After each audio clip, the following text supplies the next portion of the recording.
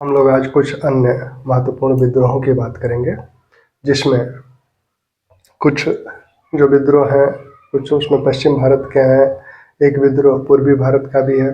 जैसे कच्छ के राजा का विद्रोह।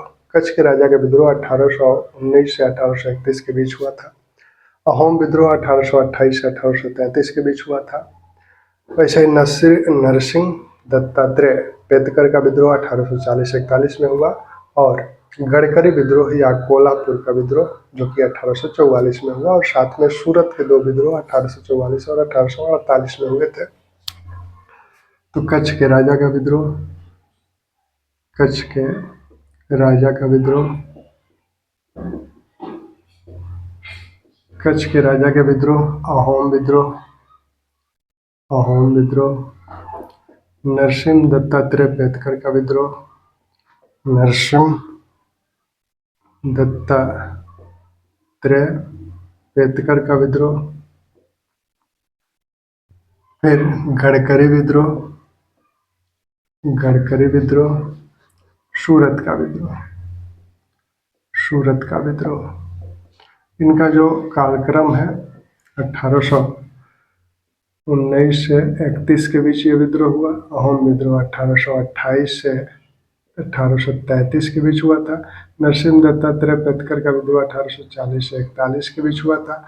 गडकरी विद्रोह 1844, और सूरत के दो विद्रोह जो हुए थे, एक 1844 में, एक 1848 में। ठीक, इन विद्रोहों की जो संक्षिप्त कहानी है उसको हम लोग बहुत ही संक्षेप में देख लें। कच्छ के राजा का विद्रोह। कच्छ का राजा भारमल था। ब्रिटिश कंपनी ने क्या किया कि उसको राजा के पद से हटा दिया और उसकी जगह उसके अल्पवयस्क पुत्र को राजा बना दिया। कंपनी उसके अल्पवयस्क पुत्र को इसलिए राजा बनाई क्योंकि उसके संरक्षक में कंपनी की भूमिका वहाँ के राज्य के प्रशासन में बढ़ जाती। इसका विरोध राजा ने किया, और राजा के जो समर्थक सरदार थे झरेजा, उन्होंने भी इस विद्रोह में राजा का साथ दिया। अंततः कंपनी को यहाँ झुकना पड़ा और समझौतावादी नीति अपनानी पड़ी। पुनः कंपनी ने भारमल को राजा बनाया, तब जाके यहाँ शांति स्थापित हुई 1831 में। अहोम विद्रोह। अहोम ये असम के अभिजात वर्ग के लोग थे। जब प्रथम आंग्ल बर्मा युद्ध के दौरान ब्रिटिश सेना दक्षिणी बर्मा पर अधिकार कर ली, तब उसी के साथ वो असम का जो अहोम क्षेत्र था उस पे भी ब्रिटिश सेना अधिकार करना चाहती थी, जिसका विरोध अहोम लोगों ने किया। अहोम लोगों ने गोमधर कुंवर को अपना राजा घोषित किया और कंपनी के इस नियत के विरुद्ध विद्रोह करना शुरू किया। गोमधर कुंवर को गिरफ्तार कर लिया गया। उन्हें 7 वर्ष की सजा हुई। बाद में 1830 में रूपचंद कोनार ने फिर इस विद्रोह को शुरू किया। रूपचंद कोनार को भी गिरफ्तार किया गया और उन्हें 14 वर्ष की सजा हुई।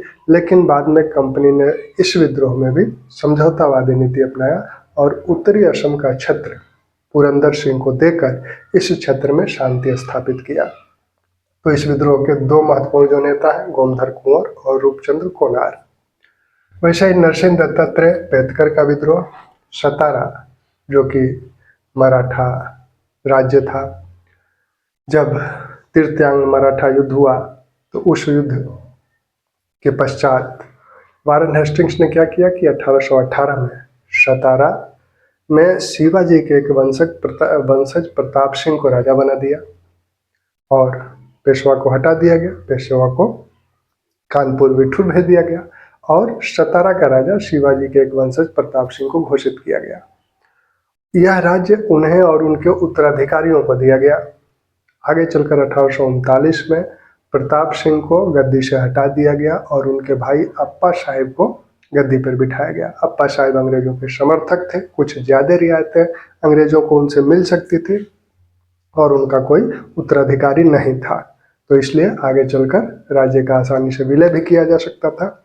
इस उद्देश्य से कंपनी ने अप्पा साहिब को गद्दी पर बिठाया, प्रताप सिंह को गद्दी से हटा दिया और देश निष्कासित कर दिया। कंपनी के इस निर्णय से सतारा में विद्रोह भड़क गया और नरसिंह दत्तात्रेय पेतकर ने सैनिकों को इकट्ठा करके बादामी के दुर्ग पर अधिकार किया और सतारा के राजा का ध्वज फहरा दिया। अंत में ब्रिटिश सेना ने इस विद्रोह का दमन किया। गडकरी विद्रोह। गडकरी ये वंशानुगत रूप से मराठा किलों में कार्य करने वाले सैनिक थे। सैनिक के रूप में कार्य करने वाले लोग थे जो वंशानुगत रूप से इस पद पे कार्य करते चले आ रहे थे। चूंकि कोल्हापुर क्षेत्र में ये गडकरी लोग रहते थे, कोल्हापुर में ब्रिटिश सरकार ने 1844 में प्रशासनिक पुनर्गठन किया और इन लोगों को उन पदों से हटा दिया गया। चूंकि ये लोग वंशानुगत रूप से उन पदों पर कार्य करते थे तो इस कार्य के अनुलाभ में उन्हें कर मुक्त भूमियाँ मिली हुई थी। जब पद से हटा दिया गया तो वो सारे अधिक अनुलाभ भी समाप्त कर दिए गए, तो इन लोगों में बेरोजगारी व्याप्त हो गई।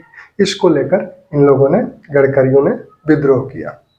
गडकरियों के जो प्रमुख नेता थे उसमें बाबाजी अहिरकर और दाजी कृष्ण पंत, इन लोगों ने समनगढ़ और भूदरगढ़ किलों पर अधिकार कर लिया। बाद में ब्रिटिश सेना ने इस विद्रोह का दमन कर दिया। सूरत में जो दो विद्रोह हुए, एक 1844 में, एक 1848 में। 1844 का जो सूरत का विद्रोह है उसे सूरत का नमक विद्रोह कहा जाता है। ब्रिटिश कंपनी ने क्या किया कि नमक के मूल्य में वृद्धि कर दी। आधा रुपया मन से नमक का मूल्य 1 रुपया मन कर दिया गया।